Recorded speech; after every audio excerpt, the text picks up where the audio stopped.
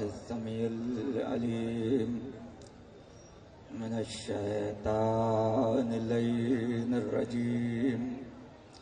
بسم الله الرحمن الرحيم. الحمد لله رب العالمين، والصلاة والسلام على أشرف الأنبياء والمرسلين، خاتم النبيين وشافع المحشر، سيدنا المسدد بشيرنا الممجد نذيرنا المؤزد المصطفى الأمجد المحمود الأحمد أبي القاسم محمد وآل بيته الطيبين الطاهرين المعصومين المظلومين الذين أذهب الله عنهم الرجس وطهرهم تطهيرا.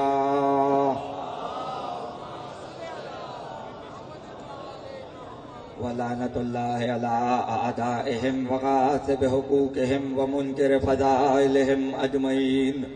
أما بعد، فقد قال الله سبحانه وتعالى في محكم كتابه الحكيم وقوله الحق: الذين ينفقون أموالهم بالليل والنهار سرا وعلانية.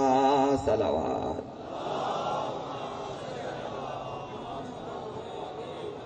ایک مرتبہ بآواز بلند صلوات.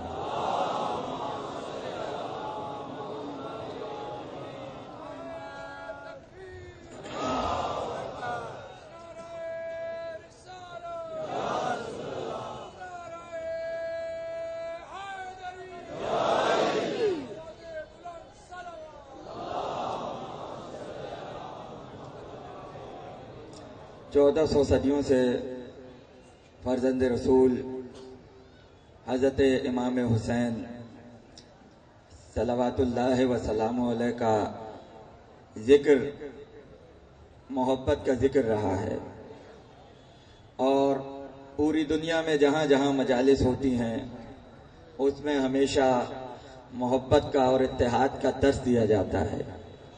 یہ گواہی پوری دنیا کو دینی پڑے گی کہ اگر آج آدم کا ذکر ہے تو حسین کی وجہ سے، نوح کا ذکر ہے تو حسین کی وجہ سے، ابراہیم اور موسیٰ کا ذکر ہے تو حسین کی وجہ سے، عیسیٰ کا ذکر ہے تو حسین کی وجہ سے، کیونکہ اس فرش حسین پر تمام انبیاء کا ذکر ہوتا ہے. اس لیے ہر نبی کو ماننے والی قوم حسین سے محبت کرتی ہے. عیسائی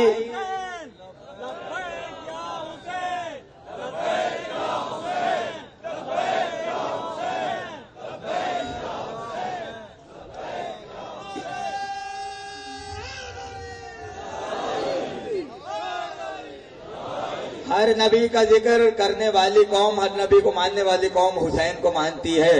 ہندو حسین کو مانتے ہیں، عیسائی حسین کو مانتے ہیں، سکھ حسین کو مانتے ہیں، حتیٰ کہ جو خدا کو نہیں مانتے وہ بھی حسین کو مانتے ہیں.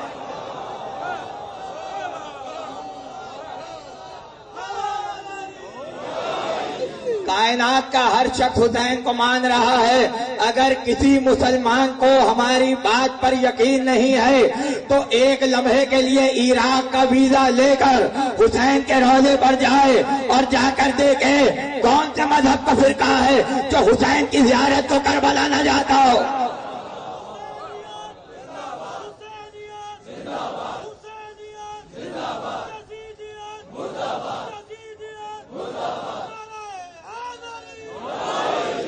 اسماعیلی فرقے کے ماننے والے حسین کے روضے پر جاتے ہیں. بوہرا حضرات حسین کی زری بنوانے والوں میں شامل ہیں. ہندو حسین کی زری کو چومتے ہیں. عیسائی چاہے عراق کے ہوں یا پوری دنیا کے ہوں حسین کے روضے پر جاتے ہیں. سب تو جا رہے ہیں، فکر اس بات کی ہے مسلمانوں کو کیا ہو گیا. مسلمانوں کو کیا ہو گیا؟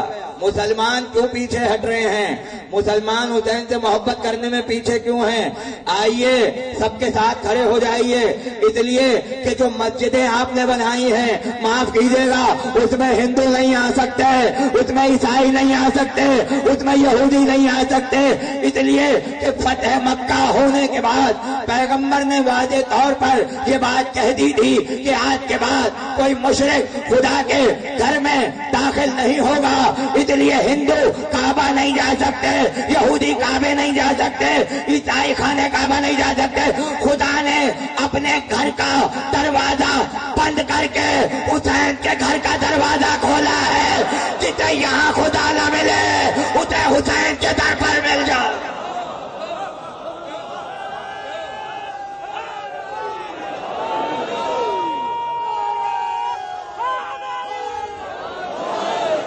उसे हुसैन के दर पे,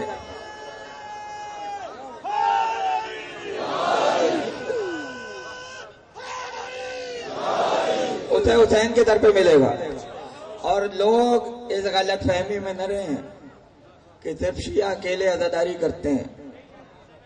आप जरा तहकीक तो कीजिए, आप जरा जाके पूछिए तो जो काले कपड़े हम पहनते हैं वो सीता कौन है? जो नियाज हम खाते हैं वो पकाता कौन है? जो शीरमाल बनकर आते हैं वो बनाता कौन है? ये जो ताजिए उठाते हैं ये शिया नहीं बनाते, अहले सुन्नत शिया को बना के देते। जिस इलाके में मैं रहता हूँ, जिस इलाके में मैं कराची में रहता हूँ, उसके पीछे अहले सुन्नत का इलाका है। जितने ताजिए अहले सुन्नत उठाते हैं कोई नहीं उठाता। और आगे बढ़ जाइए, मेरे जानने वालों में कराची में कभी पूछिएगा जाकर, मशहूर इलाका है लालू खेत का, वहां पे इमाम दीन साहब होते हैं, इतनी बड़ी दाढ़ी है उनकी।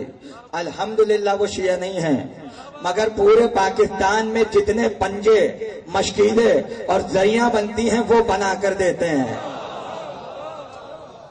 और खुद उन्होंने मुझे बताया उनके घर के अंदर हुसैन का अज़ाखाना मौजूद है।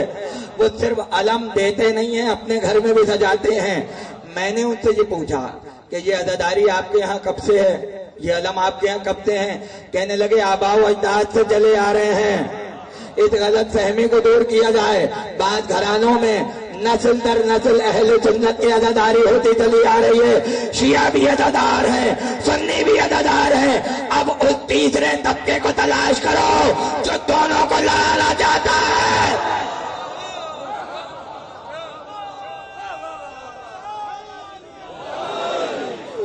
कोई बात ही नहीं है लड़ाई की।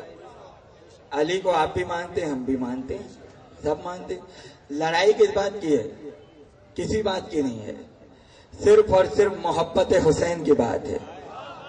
एक लम्हे के लिए अगर मोहब्बत दिल में आ जाए सारे इख्तिलाफात दूर हो जाते हैं। लेकिन जब कोई मोहब्बत ही ना करना चाह रहा हो,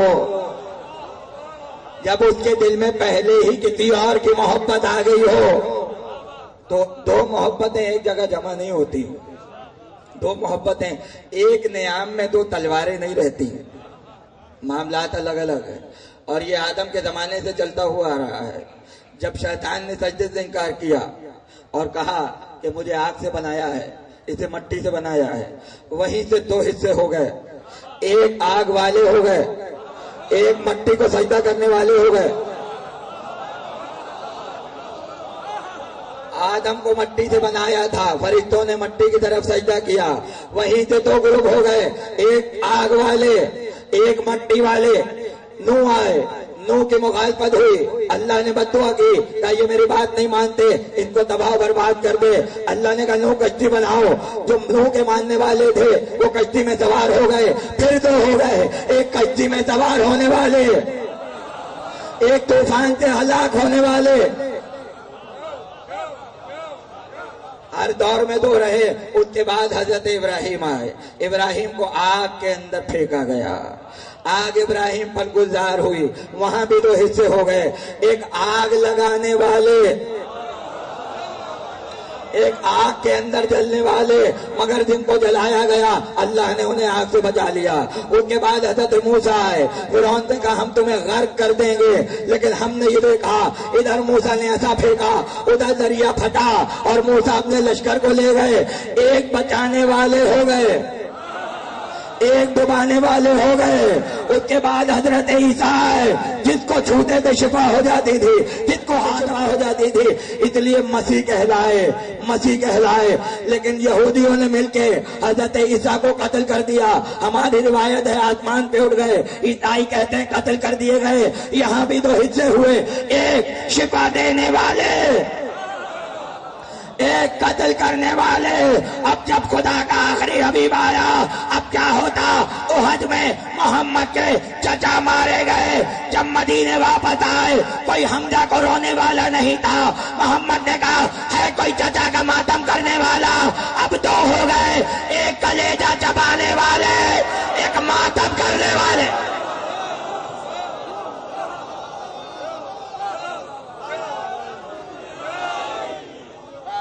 ایک نبی کے چچا کا جگر چبانے والے، ایک نبی کے چچا کا ماتم کرنے والے۔ توجہ ہے۔ اور پھر جب علی آئے، ایک طرف شام کا لشکر تھا، ایک طرف علی کا لشکر تھا، وہیں یہ فیصلہ ہو گیا حق وہی ہے جہاں جہاں علی جاتے۔ اس کے بعد حسن مجتبیٰ آئے، توجہ رہے، حسن مجتبیٰ نے صلح کی وہاں سے پیشکش کی گئی، یہیں پر دو گروپ ہو گئے، ایک ادھر والے ہو گئے، ایک ادھر والے ہو گئے۔ کوئی مجھے درمیان کا دکھائے، نہیں ملے گا، یا تو وہاں ملے گا یا یہاں ملے گا۔ جب حسین کربلا میں آئے، حسین نے عمر سعد سے کہا تو کیوں میرا جانی دشمن بنا ہوا ہے؟ آخر ہم نے تیرا بگاڑا کیا ہے؟ توجہ کیجیے گا، آدم سے لے کر حسن مجتبیٰ تک دو فرقے چلے آ رہے تھے، ایک باطل کی طرف ہے، ایک حق کی طرف ہے۔ لیکن پتہ کیسے چلے کون دل میں کیا رکھتا ہے؟ کون دل میں کیا رکھتا ہے؟ اہل سنت کا حوالہ دے رہا ہوں، تاریخ طبری، اسلام کی سب سے پہلی تاریخ جو لکھی گئی ہے، سب سے پہلی تاریخ، اس میں جا کر دیکھنا کربلا کے واقعے میں کہ جب حسین نے عمر سعد سے پوچھا تو میرے پیچھے کیوں پڑ گیا، ہم نے کیا بگاڑا؟ تو اس نے جملہ کہا بغضن منا لأبیک، ہم تمہارے باپ کا بغض اپنے دل میں رکھتے ہیں۔ یہ جملہ خود بتلا رہا ہے۔ کربلا میں حسین کو قتل کرنے شیعہ نہیں آئے تھے، علی سے بغض رکھنے والے آئے تھے۔ اب اگر قاتلوں کو ڈھونڈنا ہو، جہاں جہاں بغض علی نظر آئے وہ سب قاتل آل حسین ہیں۔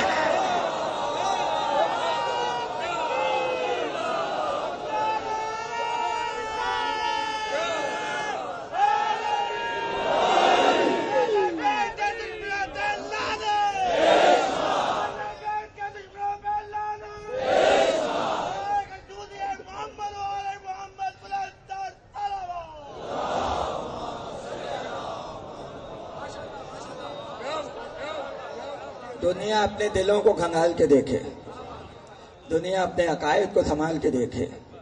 اتنا بغض تو نہیں ہونا چاہیے علی سے کہ نمازیں ہی لمبی کر دی جائیں۔ نہیں سمجھ رہا میں کیا کہہ رہا ہوں؟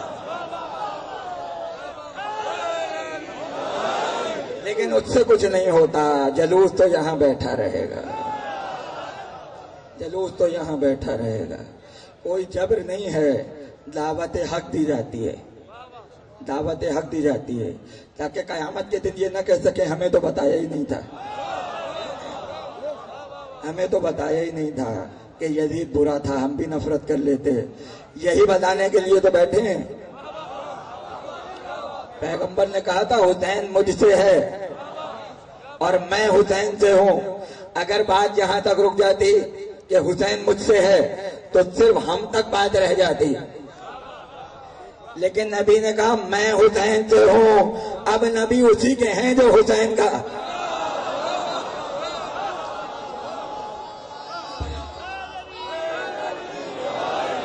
اب نبی اسی کے ہیں جو حسین کا ہے۔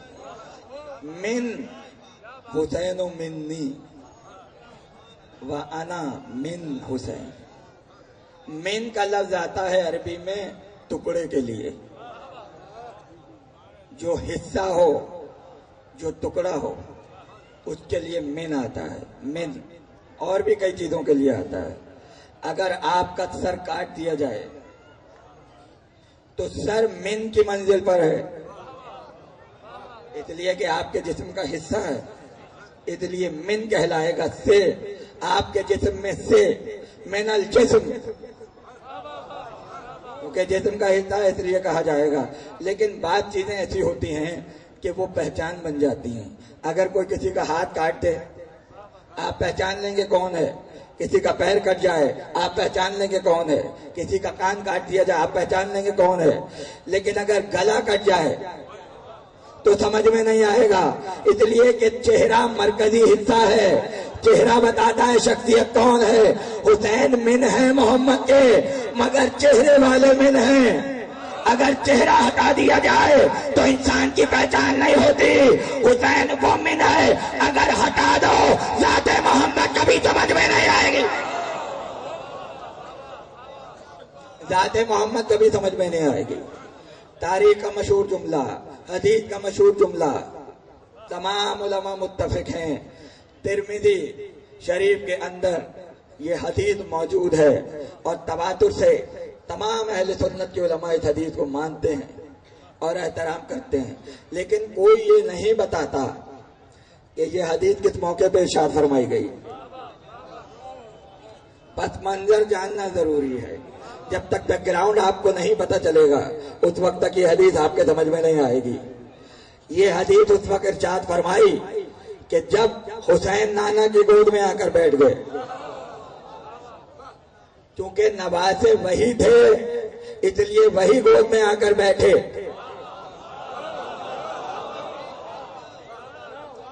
اور نانا کی گود میں امت کے بچے اچھے نہیں لگتے، نواسے ہی اچھے لگتے۔ کبھی کاندھے پر آئیں، کبھی پشت مبارک پر آئیں، کبھی گودی میں آ کر بیٹھے۔ آئے، اپنا ہاتھ نبی کے گردن میں حمایل کیا اور کہا نانا آج ایک بات پوچھنا چاہتا ہوں۔ کہا پوچھو۔ کہا یہ بتائیے میں افضل ہوں یا آپ افضل ہیں؟ یہ جملہ حسین کے علاوہ کائنات میں کوئی نہیں کہہ سکتا۔ اگر امت میں کوئی کہتا تو سب سے پہلے واجب القتل قرار دے کر توہین رسالت کا کیس اس پہ چلایا جاتا۔ لیکن چونکہ حسین نے کہا تو سارے صحابہ کرام چپ رہے، اس لیے کہ وہ جانتے تھے ہمارے بیٹوں کی مجال نہیں ہے محمد کی گود میں بیٹھ جائیں۔ یہ خون ہے محمد کا، جو چاہے بول سکتا ہے۔ یہی فرق ہے امت میں اور امام میں۔ کچھ باتوں میں امت واجب القتل ہو جاتی ہے، امام کے لیے جائز ہوتا ہے۔ نانا میں افضل یا آپ؟ عالمین کے لیے رحمت تھے اس لیے، اور ہیں اس لیے مسکرائے۔ کہ چلو تمہاری بات مان لیں گے، مگر کوئی دلیل؟ کوئی دلیل دو تو پھر بات مانی جائے گی۔ نانا نے کہا ایک دلیل نہیں۔ کہا نانا ایک دلیل نہیں، کئی دلیلیں۔ کہا دو۔ کہ پہلی دلیل تو یہ ہے میرا آپ جیسا نانا ہے، آپ کا آپ جیسا کوئی نانا ہی نہیں ہے۔ ہائے ہائے ہائے۔ نبی نے کہا دلیل محکم ہے، دلیل مضبوط ہے، کوئی اور دلیل؟ نانا دوسری دلیل خود بخود ہو گئی، میری ماں عالمین کی عورتوں کی سردار ہے۔ آپ کی ماں قابل احترام ہے مگر عورتوں کی سردار نہیں ہے۔ دوسری دلیل کہ میرا بابا امیر المومنین جس کو آپ نے غدیر میں مولا بنایا، آپ کا باپ قابل احترام مولا نہیں ہے، ولی نہیں ہے۔ کا دوسری دلیل کا نانا آپ کا کوئی بھائی نہیں ہے، میرا بھائی حسن مجتبیٰ ہے۔ اب بتائیں میں افضل ہوں آپ سے یا نہیں؟ دلیلیں تو حسین کی مضبوط ہیں، اور حسین سے بہتر یہ دلیل دینے والا کوئی پیدا نہیں ہوگا۔ حسین نے دلیل دی، لیکن اب نبی کو فیصلہ کرنا ہے میں افضل ہوں یا حسین افضل ہے، میں افضل ہوں یا حسین افضل ہے۔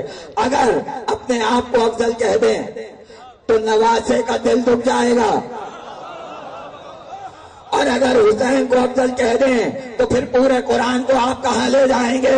اس لیے پیغمبر کو ایسا فیصلہ کرنا تھا، خدا کی بات بھی رہ جائے، حسین کی بات بھی رہ جائے، تو ایک مرتبہ کا حسین منی وانا من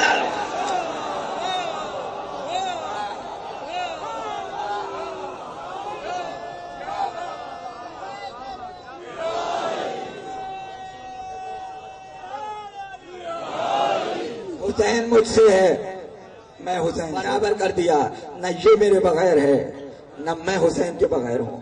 لیکن اب ایک جملہ اور سن لیجئے، بالکل یہی گفتگو ایک دن حسین نے علی سے بھی کی تھی، اور علی نے جب دلیل مانگی تو حسین نے یہی دلیلیں دی تھیں جو نانا کو دے چکے تھے، مگر علی نے یہ نہیں کہا حسین منی۔ جو جملہ نانا پہلے کہہ چکے ہوں وہ علی نہیں دہرائیں گے، علی نے جملے کا اضافہ کیا، جو محمد نے نہیں کہا تھا وہ علی نے کہا، جو نبی چھوڑ جائیں وہ علی پورا کرتا ہے، جو نبوت سے رہ جائے اس کی جگہ کوئی امامت پورا کرتی ہے۔ کہا حسین دلیلیں تو مضبوط ہیں، اب علی کہہ رہے ہیں کہ یہ بات صحیح ہے، تمہارے نانا جیسا میرا نانا نہیں، تمہارے باپ جیسا میرا باپ ابو طالب بھی نہیں، ابو طالب قابل احترام ہے، سب کچھ ہے، لیکن امیر المومنین ایک ہی ہے، تمہارے بھائی جیسا میرا بھائی نہیں، تمہاری ماں جیسی میری ماں نہیں، سب صحیح ہے، سب صحیح ہے، مگر افضل میں ہوں۔ کا بابا وہ کہتے کہ وہ ایسے کہ میرا بیٹا حسین ہے، تیرا بیٹا حسین ہے،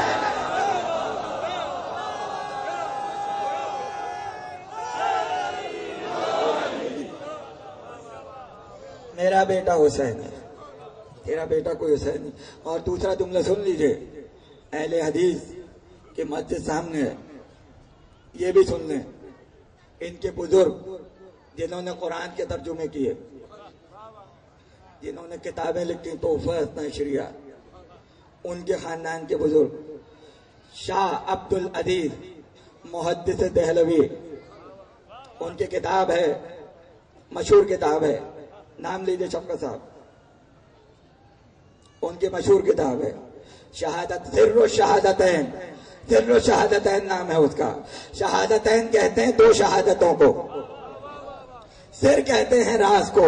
انہوں نے اس کتاب میں اہل حدیث کے عالم نے دو شہادتوں کے راز کو پیش کیا ہے، اور اس میں وہ فرماتے ہیں شہادتیں دو طرح کی ہوتی ہیں، ایک سری ہوتی ہے، ایک جہری ہوتی ہے، ایک چھپی ہوئی ہوتی ہے، ایک ظاہر ہوتی ہے۔ محمد مصطفیٰ کو چھپی ہوئی شہادت ملی اس لیے کہ آپ کو زہر دیا گیا، یہ چھپی ہوئی شہادت ہے۔ رہ گئی ظاہری شہادت تو وہ نبی کے حصے میں نہیں آئی، لیکن یہ ہو نہیں سکتا تھا کہ اللہ اپنے نبی کی شہادت کو نامکمل قرار دیتا، اس لیے کہ چونکہ نبی کہہ چکے تھے حسین منی وانا من الحسین، اس لیے حسین کو ظاہری شہادت دی تاکہ باطنی شہادت بھی ہو جائے، ظاہری شہادت بھی ہو جائے۔ تو اگر یہ بات ہے کہ حسین نے محبت کے حصے کی شہادت پائی ہے تو پھر مسلمان یہ فیصلہ بھی کریں اب حسین کا قاتل صرف حسین کا قاتل نہیں ہے، محمد مصطفیٰ کا قاتل ہے۔ اتنی خوبصورت بات اہل حدیث کے عالم نے کہی تو پتہ چلا بزرگ تو سب کو مانتے تھے، آج والوں کو کیا ہو گیا؟ آج والوں کو کیا ہو گیا؟ عبد القادر جنہوں نے پہلا ترجمہ قرآن کا کیا ہے، اہل حدیث کے عالم، انہوں نے لکھا ہے جب آیہ مباہلہ نازل ہوئی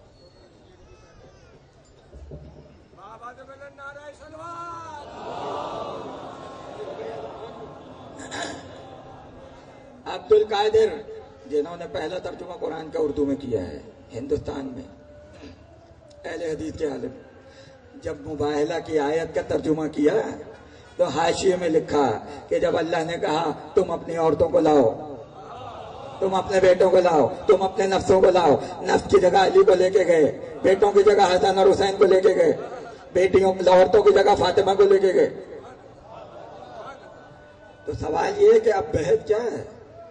بحث کسی بات کی نہیں ہے، بات صرف یہ ہے کہ حسین سے محبت کی جائے، حسین سے محبت کی جائے، اس لیے کہ شریعت بھی حسین کے گھر میں آئی ہے، قرآن بھی حسین کے گھر میں آیا ہے، نبوت بھی حسین کے گھر میں آئی ہے، فرشتے پڑوسیوں میں نہیں آتے تھے، حسین کے گھر آتے تھے۔ حسین سے بہتر اسلام کو کوئی نہیں جان سکتا، جو کچھ حسین کہہ رہے تھے وہی راہ حق تھی، امت کو بیچ میں آنے کی ضرورت نہیں ہے۔ اس لیے کہ قرآن حسین کی باپ کی شان میں نازل ہوا ہے، جتنی آیتیں علی کے لیے آئی ہیں کسی کے لیے نہیں آئی۔ مفسر قرآن اسلام کے سب سے بڑے عبداللہ ابن عباس بیان کرتے ہیں کہ قرآن کا 1/4 حصہ علی کی تعریف میں نازل ہوا ہے، 1/4 حصہ قرآن کا علی کی مدح میں آیا ہے، اور اس کے بعد دوسرا جملہ کہا جہاں جہاں قرآن یہ کہتا ہے یا ایھا الذین آمنو، اس کے سب سے پہلے مخاطب علی ابن ابی طالب ہے، اس لیے کہ علی کل ایمان ہے، کوئی صاحب ایمان ہو نہیں سکتا جب تک علی کی محبت نہ ہے۔ اس لیے ارشاد ہوا سورہ بقرہ میں ان الذین ينفقون اموالهم باللیل والنہار سرا وعلانیہ، کچھ لوگ ایسے ہیں جو اللہ کی راہ میں خرچ کرتے ہیں، چھپا کے خرچ کرتے ہیں، دکھا کے خرچ کرتے ہیں، رات کو خرچ کرتے ہیں، دن کو خرچ کرتے ہیں۔ خرچ کرنا بھی ہر کسی کو نہیں آتا، اس لیے کہ پیسے تو بہتوں کے پاس آ گئے، پیسے بہتوں کے پاس تھے، بڑے بڑے دولت مند تھے، بڑے بڑے صاحب خطاب تھے، لیکن جیب سے ہر کسی کے پیسہ نہیں نکل سکتا۔ لیکن ہوا کیا؟ اللہ چاہتا ہے راہ الہی میں خرچ کیا جائے۔ اب مجھے امت مسلمہ یہ بتائے کہ وہ منزل کون سی ہے کہ جہاں پر یہ چاروں چیزیں جمع ہو جائیں، دن میں بھی خرچ کیا جائے، رات میں بھی خرچ کیا جائے، چھپا کے بھی خرچ کیا جائے، دکھا کے بھی خرچ کیا جائے۔ اگر آپ کے پاس کوئی منزل ہے تو ہمیں بتا دیجئے، لیکن جو ہمارے پاس ہے وہ ہم آپ کو بتا رہے ہیں، یہ واحد فرش حسین ہے۔ دن میں بھی خرچ، رات کو بھی خرچ، دکھا کے بھی خرچ، چھپا کے بھی۔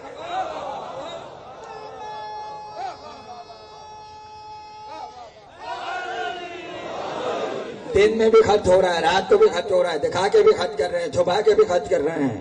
لیکن آپ یہ کہیں گے کہ قرآن یہی کہتا ہے، اسلام بھی یہی کہتا ہے، حدیث بھی یہی کہتی ہے، شریعت بھی یہی کہتی ہے کہ کسی کو دکھا کے عمل خیر نہ کرو، دکھاوا نہ کرو، دکھاؤ مت۔ لیکن قرآن کہہ رہا ہے اعلانیہ بھی خرچ کرتے ہیں، اس لیے کہ بعض کار خیر ایسے ہوتے ہیں جو اعلانیہ کرنا ضروری ہوتے ہیں۔ اگر اعلانیہ نہ ہو تو پھر کسی کو سمجھ میں نہیں آئے گا۔ کہہ دیتے من کنت مولا، اعلان کر کے دکھانا ضروری تھا، چھپائیں گے نہیں۔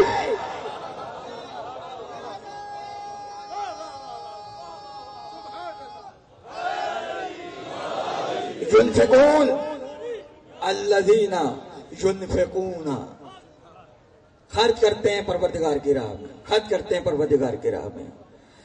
ينفقون نفقہ سے بنا ہے، نون سے قاف، اور نفقہ عربی میں ادغار کو کہتے ہیں جس کے 2 حصے کھلے ہوئے ہوں۔ جب 2 حصے کھلے ہوں ادھر سے بھی ادھر سے بھی، اس کو عربی میں نفقہ کہتے ہیں۔ اسی سے بنا ہے منافق، نہ ادھر کا ہے نہ ادھر کا ہے، یہاں سے بھی رستہ کھلا ہے وہاں سے بھی رستہ کھلا ہے۔ اسی سے بنا ہے ينفقون، دونوں رستے کھلے ہیں، ادھر سے لیتا ہے ادھر سے دیتا ہے، ادھر سے لیتا ہے ادھر سے۔ خرچ کرنے والوں کے معنوں میں ہے جو راہ الہی میں خرچ کرتے ہیں، جو ينفقون کی منزل پر ہیں، ان پر خدا کی نگاہیں لگی ہوئی ہیں، وہ دکھا کے بھی خرچ کرتے ہیں اور چھپا کے بھی خرچ کرتے ہیں۔ جا کر اہل سنت کی کتاب دیکھو، کوکب دری، اس کے اندر ابو الخیر کشفی اہل سنت کے حنفی عالم اپنی کتاب میں لکھتے ہیں علی کے پاس 4 درہم آئے، علی کے بعد 4 درہم آئے ایک لمحے کے لیے علی نے، ان کو خرچ کرنے کا طریقہ کیا ہے؟ ان کو خرچ کرنے کا طریقہ ہو کیا سکتا ہے؟ صدقہ کتنے طریقے سے دیا جا سکتا ہے؟ علی ابھی سوچ رہے تھے، علی نے کہا 4 صورتوں کے علاوہ کوئی صورت نہیں ہے۔ پہلی صورت یہ رات کو دیا جائے، دوسری صورت یہ دن کو دیا جائے، تیسری صورت یہ دکھا کے دیا جائے، چوتھی صورت یہ چھپا کے دے دیا جائے۔ علی نے 1 درہم صبح دیا، 1 درہم رات دیا، 1 درہم دکھا کے دیا، 1 درہم چھپا کے دیا۔ مسجد میں داخل ہوئے، رسول مصلی پہ تشریف فرما تھے، ایک مرتبہ مسکرانے لگے، کہا یا علی یہ بتاؤ کہ آج تم نے صدقہ دیا ہے؟ کہا ہاں یا رسول اللہ صدقہ دیا ہے۔ کہا آپ کو کیسے پتا چلا؟ کہا جبریل ابھی آیت لے کر نازل ہوئے ہیں، الذین ينفقون اموالهم باللیل والنہار سرا وعلانیہ۔ قرآن کی آیت سن کے عمل کرنے والے اور ہیں، عمل کر کے آیت اتروانے والے ہیں۔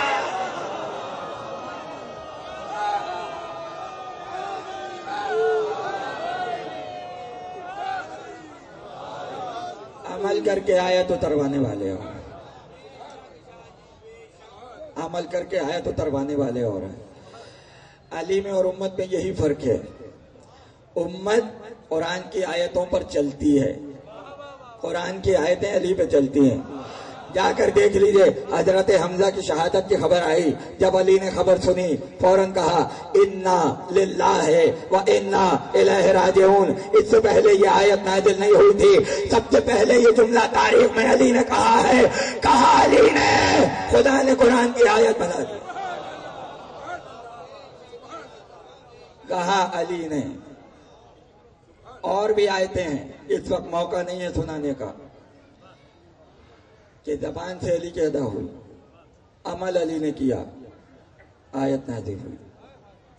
اب ظاہر ہے تقریر بالکل آخری مرحلے میں ہے، اس لیے توجہ رہے۔ نبی کا ایک احترام ہوتا ہے، نبی کا ایک اسٹیٹس ہوتا ہے۔ اس زمانے میں جب رسول مسجد میں آتے تھے تو اکثر یہ ہوتا تھا، لوگ کان میں باتیں کرتے تھے، کان میں بات، کان۔ اب ظاہر ہے جو اپنے کو رسول سے قریب منوانے کی کوشش کرے، اس کا یہی طریقہ ہے کان میں باتیں شروع ہو جائیں کہ ہم رسول۔ اب رسول یہ کہہ نہیں سکتے ہٹ جاؤ، یہ نہیں کہہ سکتے، نبی رحمت ہیں۔ ادھر سے قدرت دیکھ رہی تھی، ہمارا حبیب جب بھی مسجد میں جاتا ہے یہ کانوں میں باتیں کرنے لگتے ہیں اور رسول ہٹا نہیں رہے ہیں۔ اب کیا کریں؟ اللہ نے آیا نجوہ نازل کی۔ نجوہ کہتے ہیں کان میں باتیں کرنے کو، نجوہ کہتے ہیں یا ایھا الذین اذ ناجیتم الرسول فقدموا بین یدی نجواکم صدقہ۔ اے ایمان والوں، اگر نبی کے کان میں کوئی بات کرو تو بات کرنے سے پہلے صدقہ دے دو، بات کرنے سے پہلے صدقہ دے دو۔ اب کوئی نبی کے کان میں بات کر ہی نہیں سکتا جب تک صدقہ نہ دے دے، جب تک ٹیکس ادا نہ ہو جائے رسالت کا۔ اب تو جیب سے پیسے نکلنا ضروری ہے، فری میں بات ہو نہیں سکتی۔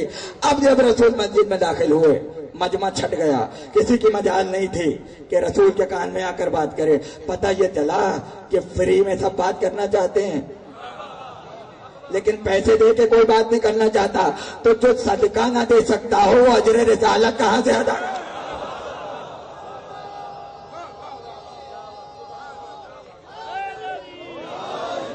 وہ اجر رسالت کہاں سے ادا کرے گا؟ اب آیت نازل ہو گئی، عمل بھی تو ہونا ضروری ہے۔ اگر عمل نہیں ہوگا تو آیت ہوا میں معلق رہ جائے گی۔ اس لیے سب سے پہلے علی آگے بڑھے۔ 1 دینار علی کے پاس تھا، 1 دینار۔ علی نے اس دینار کو درہم سے بدلا، 1 دینار کے 10 درہم ہو گئے۔ علی نے کہا اب ایک صدقہ دوں گا اور رسول کے کان میں بات کروں گا، ایک صدقہ دوں گا رسول کے کان میں بات، ایک صدقہ دوں گا رسول کے کان، اور فضول بات نہیں ہوگی، ایک سوال پوچھوں گا رسول جواب دیں گے۔ علی نے صدقہ دیا، آئے کان میں سوال پوچھا، نبی نے جواب دیا، پھر گئے صدقہ دیا، آئے کان میں سوال پوچھا، رسول نے جواب دیا، پھر صدقہ دیا، 10 مرتبہ صدقہ دیا، 10 مرتبہ سوال پوچھے اور 10 جواب دیے۔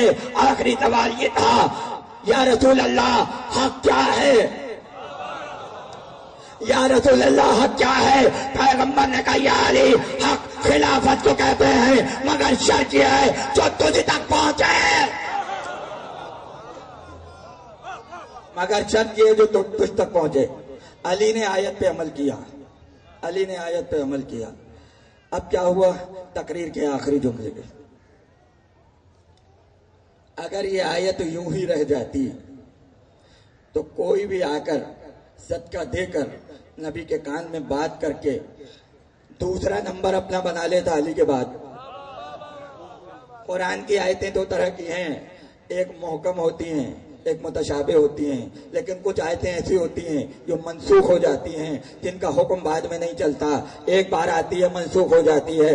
جیسے ہی علی نے صدقہ دیا، جبریل نازل ہوئے اور آ کر کہا یا رسول اللہ اب یہ آیت منسوخ ہو چکی ہے، اب قیامت تک کسی کے لیے یہ حکم شامل نہیں ہے، اگر کوئی بات کرنا چاہے تو بغیر صدقے کے بات کر سکتا ہے۔ کیوں منسوخ کیا علی اس آیت کو اللہ نے؟ اس لیے کہ خدا یہ چاہتا تھا آیت اترے، علی عمل کریں، آیت کا حصہ بنے، اس کے بعد آیت لاکھ ہو کے منسوخ ہو جائے۔ اب قیامت تک اس آیت پہ سوائے علی کے کوئی عمل نہیں کر سکتا۔ اس لیے کہا یہ آیت صرف میرے لیے آئی ہے، یہ آیت صرف میرے لیے آئی ہے۔ گفتگو ختم۔ خدا کی راہ میں صدقہ دینے والے، صدقہ دینا آسان ہے، جگر کے ٹکڑے قربان کرنا آسان ہے۔ خدا کی قسم جس شان سے مجلس سنی ہے آپ نے، اسی شان کا گریہ ہو جائے۔ اس لیے اب تو شام غریبہ ہے، اب تو شام غریبہ ہے، عصر کا وقت ہے، حسین چلنے کی تیاری میں ہے۔ 6 مہینے کی جان کو قبر میں چھپا چکے، خیمے میں آئے، آ کر کہا زینب آخری سلام، ام کلثوم آخری سلام، رقیہ اور رباب تم سب کو میرا آخری سلام پہنچے۔ جب یہ آواز بلند ہوئی، خیمے سے ماتم کی صدائیں بلند ہو گئیں، اور ایک مرتبہ حسین خیمے میں داخل ہوئے۔ ایک ایک بیوی کو حسین نے وصیت کی، ایک ایک بیوی کو وصیت کی، اور وصیت کرنے کے بعد آخر میں زینب کو بلایا اور کہا زینب میرے بعد خیمے جل جائیں گے، تمہاری چادریں چھن جائیں گی، اب تمہیں ایک کام یہ کرنا ہے، آج سے ہمارا دن ختم ہوا، کل سے تمہارا دن شروع ہوگا، اب تمہیں کوفے اور شام کے بازاروں میں جانا، لہذا قافلہ اب تمہارے حوالے ہے زینب، اب تمہارے حوالے ہے۔ بہن کو وصیت کر کے چلے، باہر آئے، ایک مرتبہ بیمار بیٹے کی یاد آ گئی۔ سید سجاد میرا بیمار امام خیمے میں داخل ہوئے، عابد بیمار مصلی پہ غشی کی حالت میں تھے، بازو کو تھاما، سورہ الحمد کی تلاوت کی، بیمار کی آنکھیں کھلی۔ ایک مرتبہ جب سید سجاد کی آنکھ کھلی اور پہلی نظر حسین کے چہرے پر گئی، ایک مرتبہ کہا بابا یہ تمہارے چہرے کو کیا ہو گیا، بابا یہ تمہارے چہرے کو کیا ہو گیا؟ تو پھر ایک جملہ کہا بیٹا اب مردوں میں صرف تم باقی ہو۔ کہا چچا عباس کہاں؟ کہا مارے گئے۔ علی اکبر کہاں؟ کہا وہ بھی مارے گئے۔ مسلم کے بیٹے کہاں؟ کہا وہ بھی مارے گئے۔ ایک ایک کا پوچھا، کہا بیٹا سب مارے گئے۔ کہا بابا اب کیا ارادہ ہے؟ کہا بیٹا اب میں میدان میں جا رہا ہوں مگر ایک وصیت کرنا چاہتا ہوں۔ کہا بابا کہیے وصیت کیا ہے؟ کہا بیٹا وصیت یہ ہے میری سکینہ کا خیال، میری سکینہ کا خیال رکھنا، زندان میں ہم آ کر سکینہ کو لے جائیں گے، بیٹا ہتھکڑیاں پہن لینا، بیڑیاں پہن لینا، بیٹا سجاد بد دعا نہ کرنا۔ حسین ودا ہو کے چلے، ایک مرتبہ حسین کو ایک وصیت اور یاد آئی، واپس پلٹے، کہا بیٹا سجاد ایک بات کہنا بھول گیا، کہا بابا کہیے، کہا بیٹا میری وصیت ہے جب مدینے جانا میرے شیعوں کو سلام کہنا، اور کہنا شیعوں جب بھی ٹھنڈا پانی پیو ارے میری پیاس کو یاد کرنا، جب کسی غریب کو دیکھو میری غربت کا ماتم کرنا، اور کہنا حسین سے بڑا کوئی پیاسا نہیں ہے، کوئی غریب نہیں ہے۔ اس کے بعد قیامت کا جملہ کہا، بیٹا سجاد شیعوں سے کہنا کاش تم کربلا میں ہوتے اور دیکھتے میں اصغر کو کیسے لے کر آ رہا تھا، میں اصغر کو کیسے لے کر آ رہا تھا۔ رخصت ہوئے، در خیمہ پر آئے، جب بھی حسین سوار ہوتے تھے قیامت کا جملہ، کہیں سے علی اکبر آتے تھے، کہیں سے قاسم آتے تھے، کہیں سے عباس آتے تھے، جب کوئی سوار کرانے والا نظر نہ آیا، ایک مرتبہ اپنے شیروں کو پکار کے کہا، اے زہیر، اے ہلال، اے حبیب، دیکھ نہیں رہے ہو میں سوار ہونا چاہتا ہوں مگر تم پکارتے نہیں ہو، اٹھو اپنے آقا کو سوار کرو۔ کوئی آواز نہ آئی۔ اس کے بعد نہر فرات کا رخ کیا، عباس عباس کیا آقا کو سوار نہیں کراؤ گے؟ ایک مرتبہ عباس کا لاشا نہر فرات پہ تڑپنے لگا، ادھر خیمے کا پردہ ہٹا، علی کی بیٹی باہر آئی، کہا بھیا تنہا نہ سمجھنا زینب زندہ، بھیا ابھی زینب زندہ ہے۔ ایک ہاتھ سے رکاب کو تھاما، مائک کو بار بار مت چھیڑیے، ایک ہاتھ سے رکاب کو تھاما، دوسرے ہاتھ سے سوار کرایا، حسین سوار ہوئے، چند قدم چلے، ذوالجناح آگے نہیں بڑھ رہا تھا، ذوالجناح آگے نہیں بڑھ رہا تھا۔ حسین نے کہا ذوالجناح بچپن سے تجھ پر سواری کی ہے، بچپن سے سوار ہوا ہوں، آج وعدے کے وفا ہونے کا دن ہے، کیا مجھے تنہا چھوڑ دے گا؟ کیا میرا ساتھ چھوڑ دے گا؟ وفادار گھوڑا تھا، ارے ذوالجناح بھی وفادار تھا۔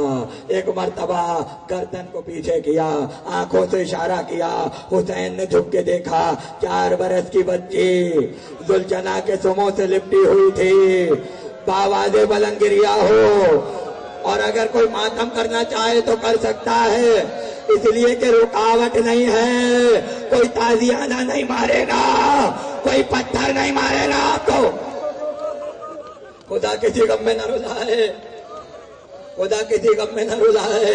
ایک مرتبہ گھوڑے سے اترے، کہ سکینہ خیمے میں واپس جاؤ، اس طرح سے میدانوں میں نہیں نکلتے۔ کہا بابا میں آپ کے بغیر کیسے جاؤں گی، میں تمہارے بغیر کیسے جاؤں گی؟ ایک مرتبہ فرمایا نکلتی نہیں سیدانیاں باہر، سینے پہ سلائیں گی تمہیں رات کو مادر۔ وہ بولی کہ سوئیں گے کہاں پھر علی اصغر؟ شہ نے کہا اب ضد نہ کرو صدقے میں تم پر، شب ہوئے گی اور دشت میں ہم ہوئیں گے بی بی، اصغر میرے ساتھ آج وہیں سوئیں گے بی بی۔ وہ کہتی تھی بس دیکھ لیا آپ کا بھی پیار، میں آپ سے بولوں گی نابیہ شہ ابرار، اچھا جاگر کیجیے گا جلدانے کا اقرار، پر جائے گی اس شب کو تڑپ کر یہ دل افگار۔ کیسی ہیں یہ باتیں میرا دل روتا ہے بابا، گھر چھوڑ کے جنگل میں کوئی سوتا ہے۔ اصغر کبھی ساتھ آپ کے اب تک نہیں سوئے، بہلالی اماں نے اگر چونک کے روئے، شفقت یہ مجھے پر تھی کہ بے چینی نہ ہوئے، یہ پیار ہو جس سے اسے یوں ہاتھوں سے کھوئے، جیتے رہے فرزند کہ سب لگتے جگر ہیں، میں آپ کی بیٹی ہوں، وہ اماں کے پسر ہیں۔ شہ نے کہا اب صبر کرو باپ کو جانے، کچھ دیتی ہو عباس کو پیغام زبانی، اودے ہیں لبے لال یہ ہے تشنہ دہانی، ملتا ہے تو بی بی کے لیے لاتے ہیں پانی، محبوب الہی کے نوازے ہیں سکینہ، ہم بھی تو کئی روز کے پیاسے ہیں سکینہ۔ ایک مرتبہ کہا بابا جا تو رہے ہو مگر بابا مجھے کسی طرح مدینے پہنچا دو۔ کہا سکینہ یہ ممکن نہیں ہے، کہا اگر یہ ممکن نہیں ہے تو نجف کا راستہ بتا دو۔ کہا سکینہ کیا کرو گی؟ کہا جو علی کا لائے نجف جائے گا میں ہاتھ جوڑ کے کہوں گی مسلمانوں، ارے محمد کا نوازا پیاسا ہے، کوئی پانی پلا دے، کوئی مددگار نہیں ہے، کوئی حسین کی مدد کر لے. بس آخری جملہ سن لو، اس کے بعد ماتم کرتے ہوئے آخری منزل تک جانا اور شام غریبہ سن کے بہت رونا. بس آخری جملہ، حسین ودا ہو رہے ہیں، یہ عزاداری ودا ہو رہی ہے، کربلا کے 72 جا رہے ہیں، ایک ایک کو ودا کرتے ہوئے جانا اور جلوس میں کہنا مولا ہم حق ادا نہیں کر سکے، ہم رونے کا حق ادا نہیں کر سکے، ہم عزاداری کا حق ادا نہیں کر سکے. فاطمہ کے بیٹے اگلے سال کی زندگی عطا ہو، اگر زندہ رہے اسی شان سے ماتم ہوگا، اسی شان سے عزاداری ہوگی. بس وہی عصر کا وقت تھا کہ بصرے کا ایک پہلوان تیزی سے کربلا میں داخل ہوا. یزید نے اسے خط لکھ کے بلایا تھا اس لیے کہ یہ بہت بہادر تھا اور بصرے کا رہنے والا تھا. اس سے کہا گیا ایک خارجی نے خروج کیا ہے، جتنا جلد ہو سکے اپنے آپ کو کربلا پہنچا دے. جب وہ بصرے سے نکلنے لگا اس کی 4 برس کی بچی آ کے کھڑی ہو گئی اور کہنے لگی کہاں جا رہے ہو؟ اس نے کہا خارجی نے خروج کیا ہے، بہت مال ہاتھ آئے گا، بہت مال غنیمت ملے گا، اگر کوئی فرمائش ہے تو بتاؤ، تمہارے لیے لیتا ہوا آؤں. اس نے کہا مجھے کچھ نہیں چاہیے، ایک عقیق کی انگوٹھی لیتے آئیے گا، ایک عقیق کی انگوٹھی لے کر آئیے گا. وہ چلا، عصر کے وقت کربلا میں پہنچا. اس وقت پہنچا جب حسین تنہا رہ چکے تھے، جب حسین اکیلے رہ چکے تھے. لشکر نے کہا کچھ دیر آرام کر لے، کچھ دیر رک جا. اس نے کہا نہیں، جس مقصد کے لیے آیا ہوں وہ مقصد پہلے ہوگا. اس نے اپنا سامان پھینکا، تلوار ہاتھ میں لی، گھوڑے کو دوڑا کے مقتل میں آیا، حسین کے سامنے آ کے کھڑا ہو گیا، حسین کے سامنے آ کے کھڑا ہو گیا اور ایک جملہ کہا. حسین نے حسرت سے کہا واپس چلا جا، واپس چلا جا، میں نہیں چاہتا کہ تیرے ہاتھ میرے خون سے رنگین ہو جائیں. اس نے کہا جس مقصد کے لیے آیا ہوں اس سے پہلے واپس نہیں جاؤں گا، جب تک جنگ ہوگی واپس نہیں جاؤں گا. ایک مرتبہ جب حسین نے بہت کہا اور وہ واپس نہیں گیا، حسین نے اپنی انگلی سے عقیق کی انگوٹھی اتاری. نہیں سمجھ رہے میں کیا کہہ رہا ہوں؟ اس کی طرف آئی، کہا یہ لے جا، تیری بیٹی کو تیرا انتظار ہے، لے جا. ایک مرتبہ پریشان ہوا کہ تمہیں کیسے پتا چلا؟ یا تو تم نبی ہو یا تو تم امام ہو، بتاؤ تم کون ہو؟ حسین نے کہا میں سمجھ سکتا ہوں بیٹی کی محبت کیا ہے. کہا آپ کیوں سمجھتے؟ کہ مدینہ میں فاطمہ سغرا میرا انتظار. ایک مرتبہ کا مدینے سے کیا تعلق ہے؟ کہ تم نے محمد کا نام سنا ہے؟ کہ میں کلمہ گو ہوں. کہ محمد کی بیٹی فاطمہ کو جانتے ہو؟ کہ جانتا ہوں. کہ فاطمہ کا بیٹا حسین ہے؟ جانتے ہو؟ کہ جانتا ہوں. وہ تو میرا آقا ہے، وہ تو میرا مولا ہے. ایک مرتبہ حسین آگے بڑھے، اس نے گلے سے لگایا، کہا اے پہلوان میں حسین ابن علی، میں فاطمہ کا بیٹا. آخری جملے. ایک مرتبہ پلٹا، یزید کے لشکر پہ حملہ کیا. جب گھوڑے سے گرا حسین آگے بڑھے، دیکھا محمد مصطفیٰ اس کا سر اپنی گود میں لیے ہوئے خون صاف کر رہے تھے. ارے میرے حسین کا مجاہد ہے.